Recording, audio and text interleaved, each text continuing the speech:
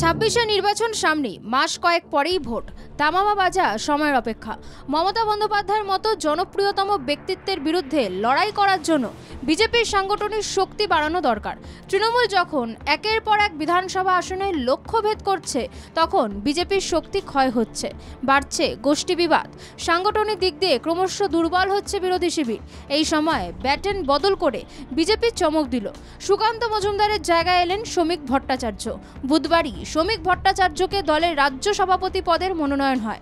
দেখা যায় একজনই সেখানে মনোনয়ন পেশ করেছেন, তিনি শ্রমিক ভট্টাচার্য। ক্যাপ্টেনের মুখে মোদির স্বপ্ন সাকার করার কথা। তার দাবি, বিজেপি ভেদাভেদ করে না।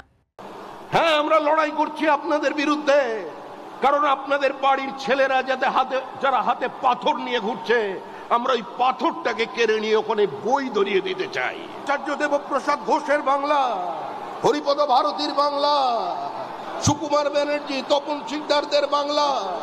আজ এই বাংলায় আমরা যে কথা বলবার অধিকার আমরা পেয়েছি, যারা প্রতিষ্ঠা করেছেন তাদের সম্মান জানানোর নির্বাচন।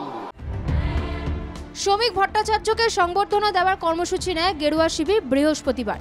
সেই অনুষ্ঠানে দেখা যায়নি দিলীপ ঘোষকে। একসময় বিশ্বস্ত সেনাপতির শ্রমিক দায়িত্বভার নিলেও দেখা যায়নি প্রাক্তন রাজ্য সভাপতিকে।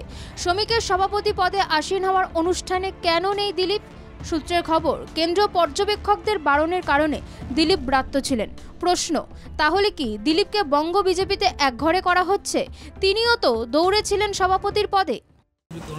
দিলীপ ঘোষ কোনোদিন কোনো দৌড়ে ছিল না।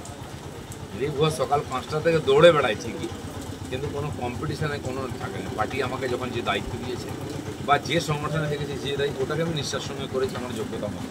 সাফল্য এসেছি কি অসাফল্য এসেছি সেটা পাবলিক বলবে, আপনারা বলবেন, কিন্তু আমি কখনো কোনো দৌড়েছিলাম। আমি জানি আমার দায়িত্ব শেষ হয়ে গেছে, আমি এর মধ্যেই নাই। দিলীপ ঘোষ বলছেন, তিনি কোনোদিন দৌড়ে থাকেন না, সবাইকে দৌড়ে এগিয়ে দেন। পার্টি যে দায়িত্ব দিয়েছে সেই কাজ তিনি করেন নিষ্ঠার সঙ্গে। সাফল্য অসাফল্য মানুষ বিচার করবে। অভিমানের সুর দিলীপের গলায়। নেতাদের কাছে ঘোরার থেকে কর্মীদের পাশে থাকা জরুরি, ইঙ্গিতপূর্ণ মন্তব্য বিজেপি প্রাক্তন রাজ্য সভাপতির। দিলীপহীন মঞ্চে সুকান্ত শুভেন্দু একযোগে পাশে থাকার বার্তা দেন। যেটা রিলে রেস, ব্যাটন চেঞ্জ হয়। রাহুলদা আছেন এখানে, রাহুলদা তুলে দিয়েছিলেন দিলীপদার হাতে। আমি রিলে রেসের সেই ব্যাটন দিলীপদার কাছ থেকে নিয়েছিলাম, আমি তুলে দিলাম শ্রমিকদার হাতে। শ্রমিকদা হয়তো আগামী দিনে আরো কারো হাতে তুলে দেবে, কিন্তু ভারতীয় জনতা পার্টির কাজ থামবে না।